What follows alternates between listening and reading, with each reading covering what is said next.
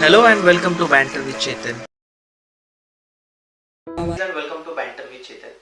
दोस्तों, अपने घर का खुद का फैमिली बिजनेस होने के बाद जो फोरम शाह है, आज हमारे जो गेस्ट है, उन्होंने अपना खुद का एक अलग से बिजनेस स्टार्ट किया और उसको वो बहुत अच्छे से रन कर रहे। तो आज हम उनसे जानेंगे कि उन्होंने कैसे अपना बिजनेस स्टार्ट किया और कैसे उसको ग्रो किया। Welcome to banter with Chetan forum ma'am. Thank you so much, Chetan, for inviting me. Thank you so much. Yes ma'am, I request you कि आप अपने बिजनेस के बारे में, जो आपका बिजनेस है न्यू सम नाम का, तो उसके बारे में थोड़ा ब्रीफ हमारे सब्सक्राइबर्स को दीजिए। Okay, ठीक है। So basically, new some meaning रहता है कि new and awesome brands, जिसका कॉम्बिनेशन हम लेके आते हैं हमारे न्यूसम के प्लेटफॉर्म के ऊपर। हम एक social commerce visual discovery platform के नाम से आप हमें बोल सकते हैं, जिसमें इंडिया की जितनी भी सारी अच्छी और बढ़िया ब्रांड्स है वो हम आपको एक साथ में एक प्लेटफॉर्म पे लाके देते हैं। कई बार ऐसे होता है कि आपको कुछ नया चीज़ खरीदना होता है या आपको कुछ नया देखना रहता है कि क्या मार्केट का नया ट्रेंड चल रहा है, लेकिन आपको वो चीज़ कहाँ पे मिलेगी या आप कहाँ पे वो सब चीज़ एक साथ में ढूंढ पाओगे, वैसा कोई एक प्लेटफॉर्म बना हुआ नहीं है। सो दिस इज जहाँ पे हम लोग को लगा कि there is some gap in between and हमारे जितने भी ऑनलाइन यूजर्स के साथ हमने रिसर्च किया था, उन सबको ये चीज़ एक क्या बोलते हैं, एक ज़रूरत की चीज़ थी ये, बट कोई कुछ ये चीज़ में कोई परफॉर्म नहीं कर रहा था या कोई ये प्लेटफॉर्म ला कर दे नहीं रहा था। सो this is how Newsom started. हमारे प्लेटफॉर्म पे आपको हर एक कैटेगरी के वेरियस ब्रांड्स मिलेंगे। वो सारे ब्रांड्स के आपको कहीं ना कहीं एक्सक्लूसिव डिस्काउंट कोड्स मिलेंगे, मतलब आप सारे के सारे डिस्काउंट कोड्स एक ही प्लेटफॉर्म पे मिलेंगे। ये डिस्काउंट कोड्स आप यूज कर सकते हो, आप ब्रांड के बारे में ज्यादा से ज्यादा चीजें जान सकते हो, और ये सब होने के बाद आप खुद एक ब्रांड के वेबसाइट पर जाके खरीदी कर सकते हो। अब हम क्यों ये चीज कर रहे हैं? बिकॉज बाकी मार्केट प्लेसेस में भी बहुत सारे ब्रांड्स हैं, डिस्ट्रीब्यूटर्स हैं, रीसेलर्स हैं या रीसेलर्स रहते हैं। तो आप अगर कोई चीज परचेज करते हो तो आपको वो क्लियर आइडिया नहीं रहता है कि आप एक ब्रांड के डायरेक्ट मैन्युफैक्चरर से परचेज कर रहे हो, कि आपको कोई डिस्ट्रीब्यूटर से आप परचेज कर रहे हो, कि किससे परचेज कर रहे हो। जबकि मेरे वहां पे क्लियर कट सारे के सारे ब्रांड्स मिलेंगे आपको, और आपके लिए हम एक डिस्कवरी इजियर बना रहे हैं। सो this is what Newsom does. Thank you so much ma'am, आपने ये इन्फॉर्मेशन बताया आपके बिजनेस के बारे में।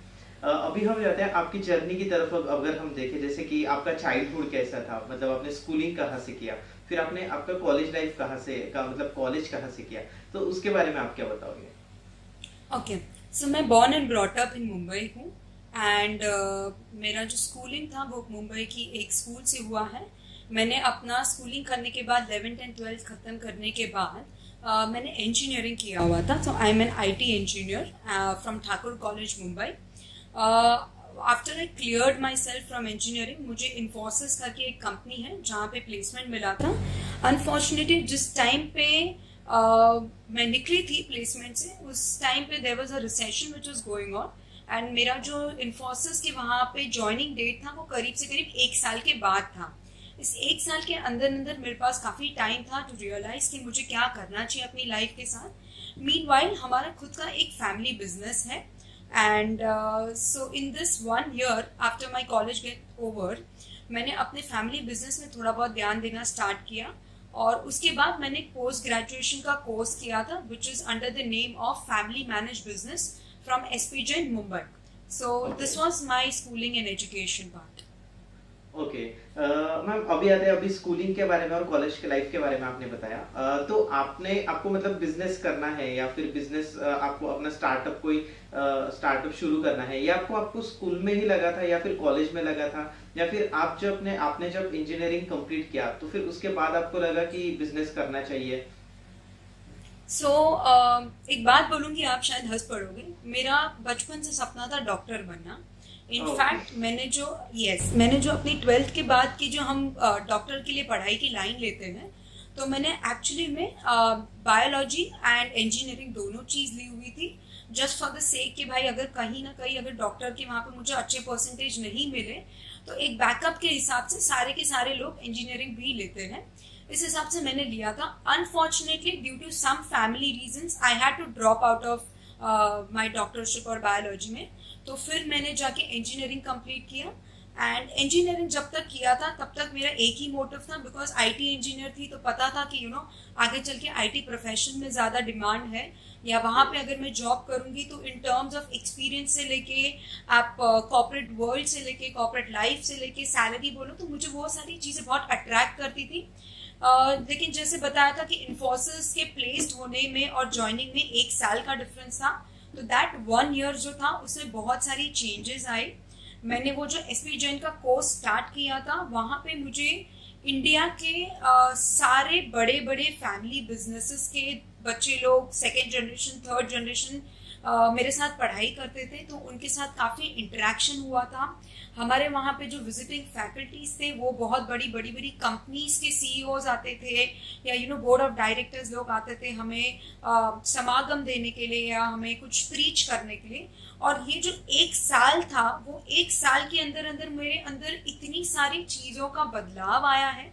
तो फ्रॉम डॉक्टर से लेके इंजीनियरिंग कंप्लीट करके I shifted myself entirely into the business world, and then once I started getting into the business world, उसके बाद कोई स्टॉपेज नहीं था. एक बार आप उस फील्ड में घुस जाते हो तो उसके बाद आपको नई नई आइडियाज आती हैं, या आप नए लोगों से मिलते हो, आपको नए लोगों के साथ इंटरेक्ट करने मिलता है. तो एंटायर चेंज था मेरे करियर में.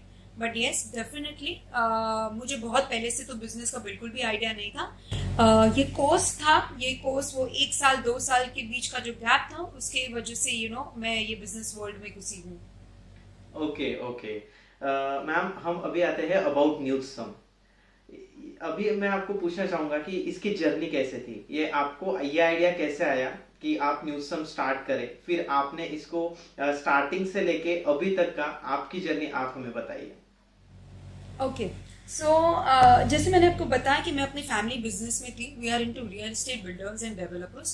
सो उसमें एक तो सबसे बड़ा एडवांटेज ये था कि I was a female in a male dominated industry, जिसके वजह से क्या हो गया कि आप जो पर्सनैलिटी का डेवलपमेंट की बात करते हो वो बहुत ज़्यादा हुआ मेरे में. बिकॉज आए दिन मुझे बहुत सारे मेल्स या आए दिन मुझे बहुत सारे डिफरेंट कैटेगरी ऑफ पीपल से बात करना पड़ता था, जिसकी वजह से मेरी पर्सनैलिटी में बहुत ज़्यादा डिफरेंस आया. जब मैं ये फैमिली बिजनेस कर रही थी तभी एक आइडिया आया था मुझे करीब से करीब 5 से 3 साल पहले, which was into D2C brand. तो ये D2C अगर आप देखोगे तो which is a direct to consumer brand, उसका आजकल अभी इंडिया में भी बहुत ज़्यादा बढ़ावा आ चुका है. सो हमारा जो वो ब्रांड था, वो ब्रांड के बिल्ड करने में या स्टार्ट से लेके उसको बड़े तक पहुंचाने में जितने भी सारे प्रॉब्लम्स मैंने फेस किए हैं, या जो जो चीज़ें मैंने एक्सपीरियंस की हुई थी, मैंने ये चीज़ देखा है कि मेरे जैसे बहुत सारे ऐसे D2C फाउंडर्स होते हैं या बहुत सारे ऐसे बिजनेस फाउंडर्स होते हैं इनटू दिस स्पेस, जिनको ये सारी प्रॉब्लम्स फेस करनी पड़ती है. सो मैंने ये पैंडेमिक के टाइम पे आई मेक श्योर कि मेरे जितने भी मेरे एक्सपीरियंसेस थे ये D2C ब्रांड बनाने में, और जितने भी मेरी डिफिकल्टीज थे या मेरे जितने भी लर्निंग्स थे, वो सारी चीज़ों को मैंने अक्यूमुलेट किया. तब मैंने जाके देखा, थोड़ा बहुत रिसर्च किया, और उस हिसाब से न्यूज़सम का बर्थ हुआ है.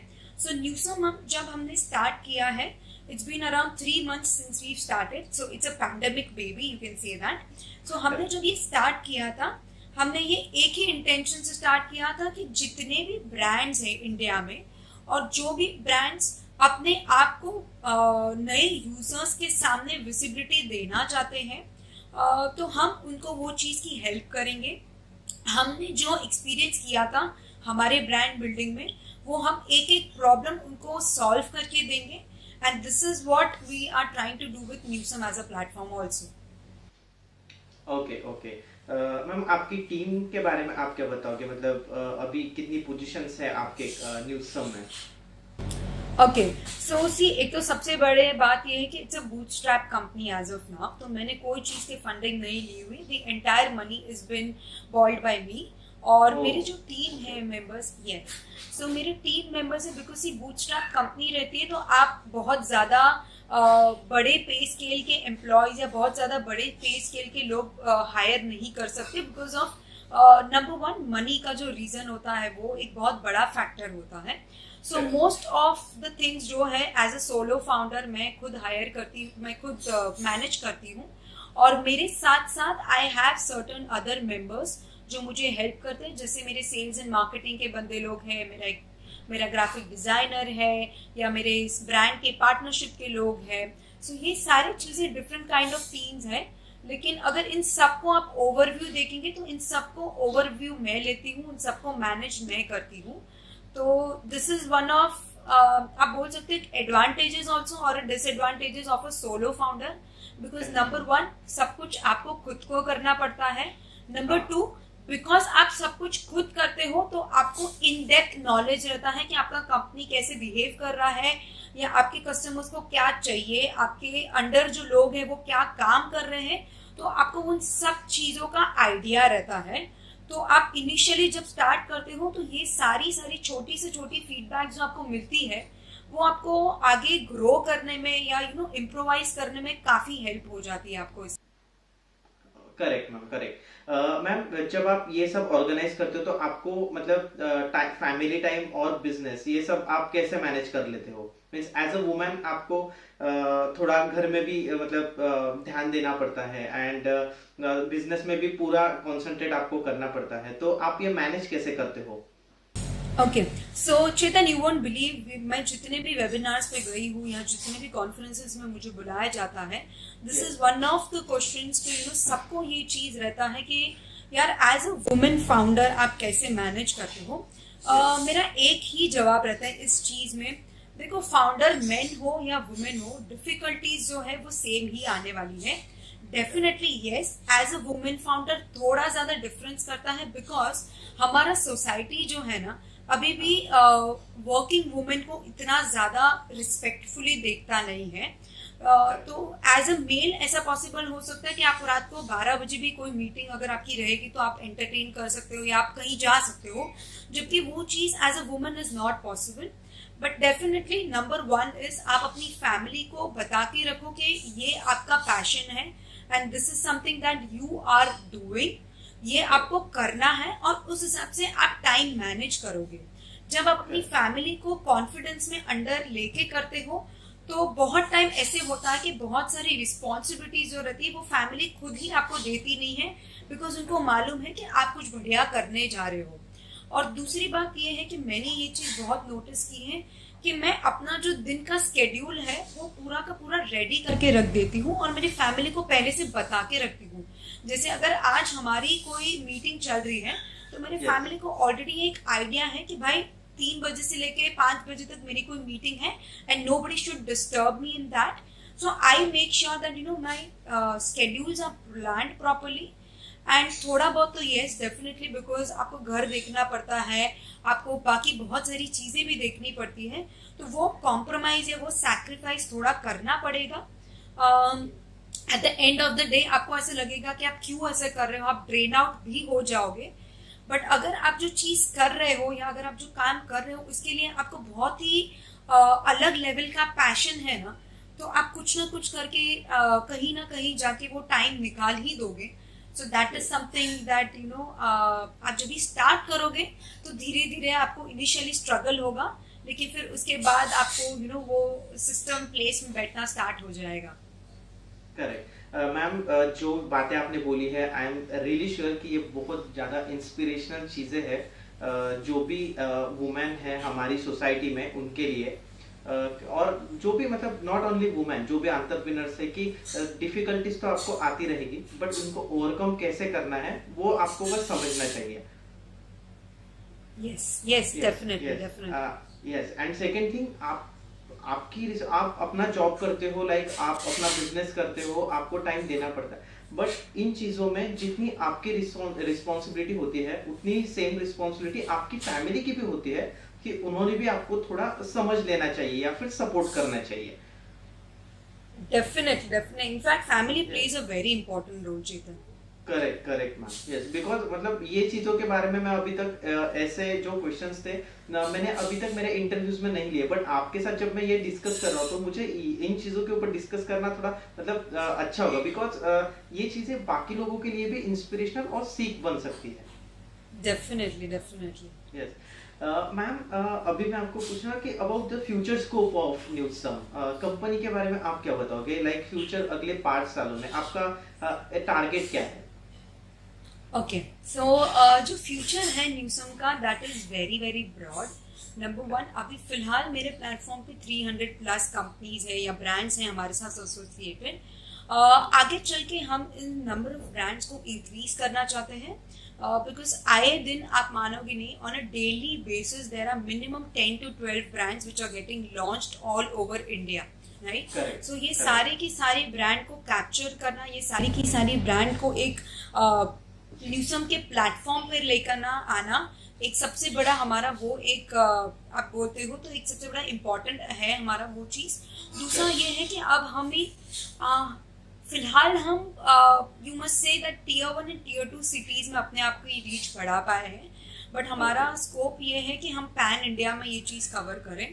आफ्टर फ्यू ईयर्स और few months down the line हमारा ये भी प्लान है कि बहुत सारी कंपनीज जिनको ग्लोबल लेवल पे जाना है या जिनको ग्लोबल जाके अपने प्रोडक्ट्स सेल करने हैं या अपने प्रोडक्ट्स पहुंचाने हैं, तो हम न्यूसम को as a platform global level भी लेके जाएं, ताकि इंडियन प्रोडक्ट्स को या इंडियन ब्रेन्स को हम ग्लोबल लेवल पे या ग्लोबल मार्केट पे वो चीज़ अवेलेबल करवा पाए।